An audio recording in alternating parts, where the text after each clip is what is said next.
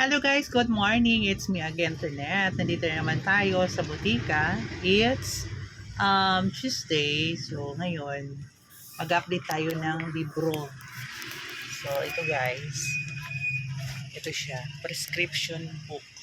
Ito yung i-update po natin kasi dapat everyday ito ina-update. So as usual, ito talaga yung gawain ng pharmacist. Pero tayong gumagawa. Ayan.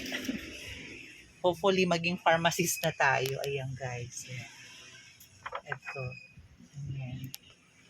So, yan. Pag nagtatrabaho ka sa pharmacy, guys, yan din ang gagawin mo. Lalo na pag ikaw lang mag-isa. So, lahat sa'yo. Char. Ordering, receiving, paperworks. Lahat-lahat.